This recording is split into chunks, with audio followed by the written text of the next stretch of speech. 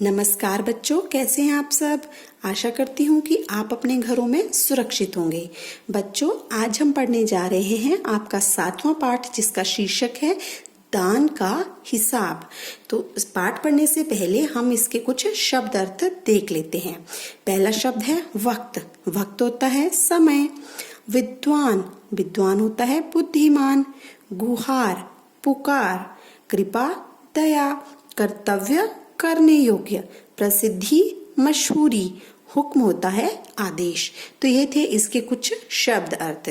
तो चलिए अब हम पाठ को पढ़ते हैं। बच्चों, जैसा कि आप जानते हैं कि पुराने समय में राजा महाराजाओं का राज हुआ करता था।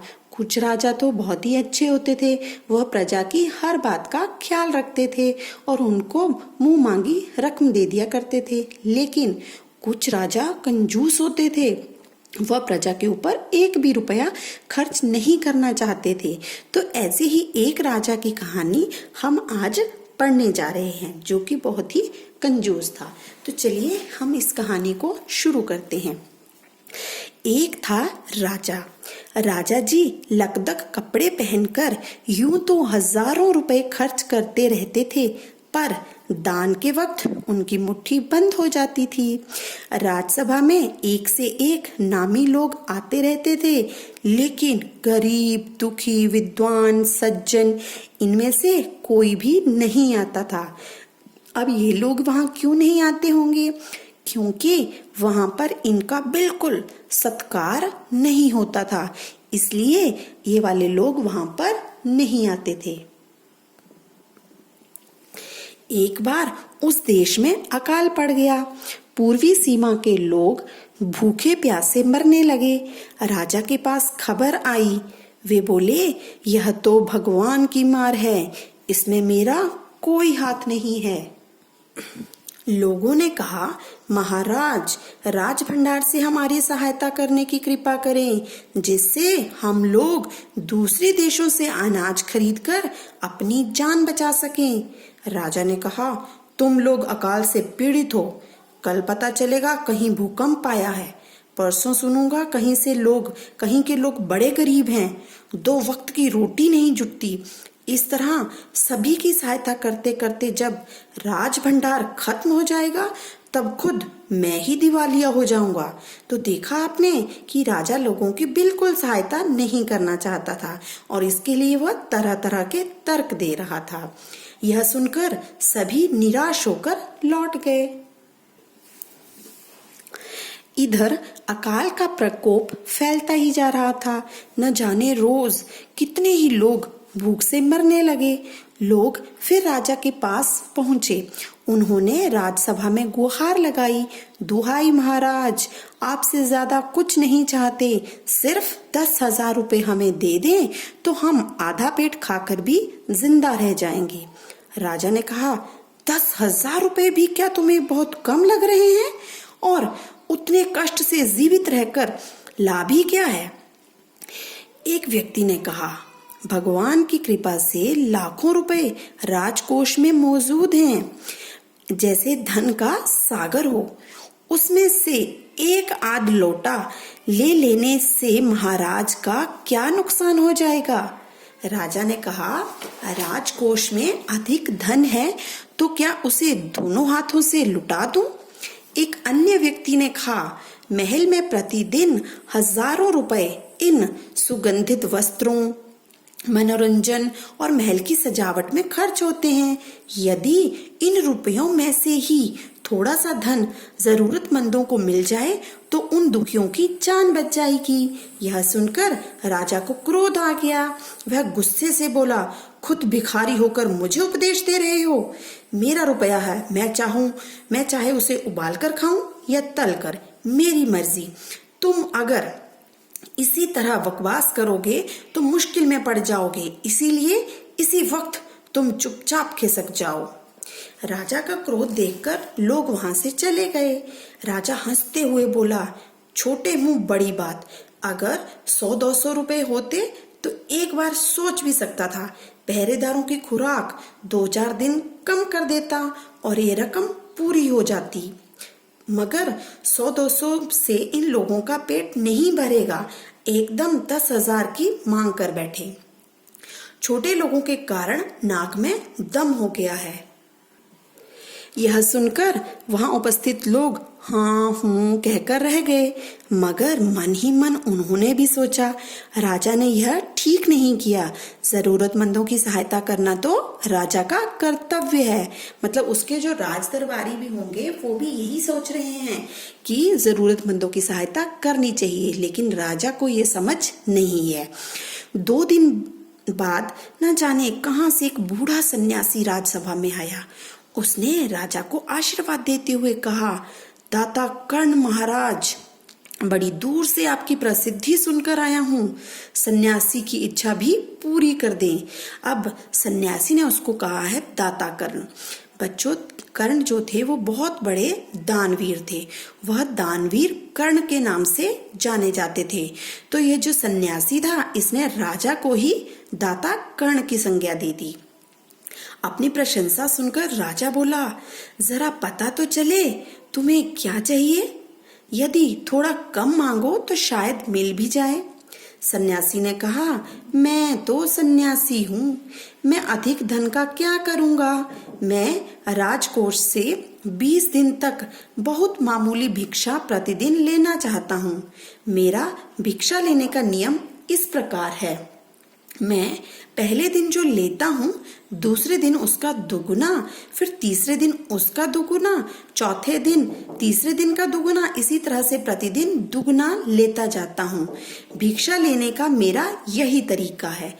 राजा बोला, तरीका तो समझ गया, मगर पहले दिन कितना लेंगे यही असली बात है। 2-4 रुपयों से पेट भर जाए तो अच्छी बात है, मगर एकदम से 20-50 मांगने लगे तब तो 20 दिन में काफी बड़ी रकम हो जाएगी। सन्यासी ने हंसते हुए कहा, महाराज, मैं लोभी नहीं हूँ।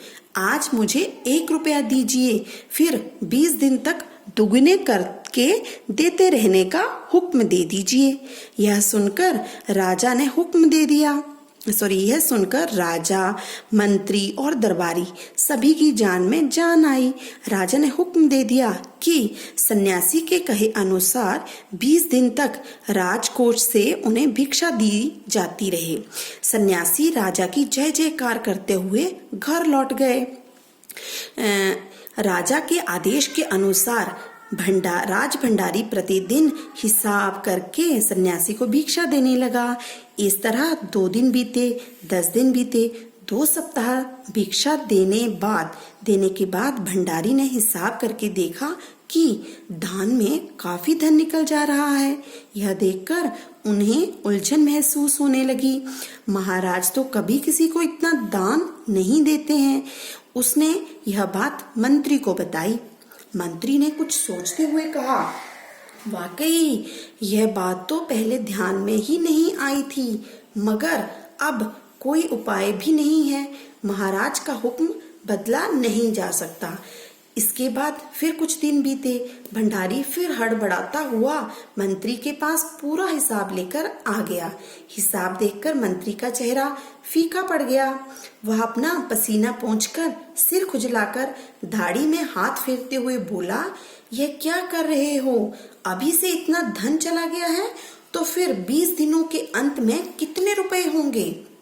भंडारी बोला, जी पूरा हिसाब तो नहीं किया है। मंत्री ने कहा, तो तुरंत बैठकर अभी पूरा हिसाब करो। भंडारी हिसाब करने बैठ गया। मंत्री महाशय अपने माथे पर बर्फ की पट्टी लगाकर तेजी से पंखा झलवाने लगे। कुछ ही देर में भंडारी ने पूरा हिसाब कर लिया। मंत्री ने पूछा, कुल मिलाकर कितना हुआ? भंडारी ने हाथ जोड़कर कहा, जी 10,48,575 रुपए। मतलब 20 दिन का टोटल जो था वह हो गया 10,48,575 रुपए। मंत्री गुस्से में बोला, मजाक कर रहे हो? यदि सन्यासी को इतने रुपए दे दिए तब तो राजकोष खाली हो जाएगा। भंडारी ने कहा, मजाक क्यों करूंगा, आप ही हिसाब देख लीजिए। यह कहकर उसने हिसाब का कागज मंत्री को दे दिया। हिसाब देखकर मंत्री जी को चक्कर आ गया। देखो, सभी उन्हें संभालकर बड़ी मुश्किल से राजा के पास ले गए। राजा ने पूछा, क्या बात है? मंत्री बोले, महाराज, राजकोष खाली होने जा रहा है। राजा ने पूछा, वह कैसे? मंत्री बोले, महाराज, सन्यासी को आपने भिक्षा देने का हुक्म दिया था, मगर अब पता चला है कि उन्होंने इस तरह राजकोष के करीब 10 लाख रुपए झटकने का उपाय कर लिया है। राजा ने गुस्से से कहा, मैंने इतने रुपए देने का आदेश तो नहीं दिया था, फिर इतने रुपए क्यों दिए जा रहे हैं? भंडारी को बुलाओ। मंत्री ने कहा, जी, सब कुछ आपके हुक्म के अनुसार ही हुआ है, आप खुद ही दान का हिसाब देख लीजिए। तो बच्चों, इसीलिए इस पाठ का नाम रखा गया है दान का हिसाब। अब उन्होंने कहा कि आप खुद देख लीजिए। तो यह रहा दान का हिसाब। पहले दिन उसने मांगे थे 1 रुपया, तो उन्होंने 1 रुपया दिया। दूसरे दिन उसका दुगना, तीसरे दिन पिछले दिन का दुगना, इसी तरह से दुगना करते करते 20वें दिन तक उसके इतने रुपए हो गए। और टोटल जो रुपए उन्होंने खर्च कर दिए वह थे 10,48,575 रुपए। तो अब देखते हैं कि राजा को क्या होता है। राजा ने उसे 1 बार देखा, 2 बार देखा, इसके बाद वह बेहोश हो गया। काफी कोशिशों के बाद उनके होश में आ जाने पर लोग सन्यासी को बुलाने दौड़े। सन्यासी के आते ही राजा रोते हुए उनके पैरों पर गिर पड़ा। बोला, दुहाई है सन्यासी महाराज, मुझे इस तरह जान माल से मत मारिए। मतलब अब वो सन्यासी के चरणों में पड़ गया, क्योंकि अब उसको लग रहा है कि इस तरह से हमारा राजकोष खाली हो जाएगा। जैसे भी हो, एक समझौता करके मुझे वचन से मुक्त कर दीजिए। अब वो क्या कह रहा है कि अब हम एक समझौता कर लेते हैं कि मैं जो आपको वचन दिया है ताकि मैं उससे मुक्त हो सकूं। अगर आपको 20 दिन तक भिक्षा दी गई तो राजकोष खाली हो जाएगा, फिर राजकाज कैसे चलेगा? सन्यासी ने गंभीर होकर कहा, इस राज्य के लोग अकाल से मर रहे हैं, मुझे उनके लिए मतलब जो लोग अकाल से मर रहे हैं उनके लिए केवल 50,000 रुपए चाहिए। वह रुपया मिलते ही मैं समझूंगा मुझे मेरी पूरी भिक्षा मिल गई है। राजा ने कहा, परंतु उस दिन एक आदमी ने मुझसे कहा था कि लोगों के लिए 10,000 रुपए ही बहुत होंगे। सन्यासी ने कहा, मगर आज मैं कहता हूँ कि 50,000 से 1 पैसा कम नहीं लूंगा। राजा गिड़गिड़ाया, मंत्री गिड़गिड़ाए, सभी गिड़गिड़ाए, मगर सन्यासी अपने वचन पर डटा रहा। आखिरकार लाचार होकर राजकोष से 50,000 रुपए सन्यासी को देने के बाद ही राजा की जान बची।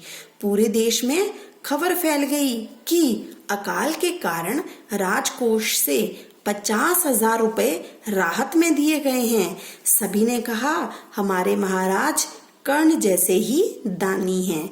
तो बच्चों, ये कहानी लिखी है सुकुमार रॉय ने।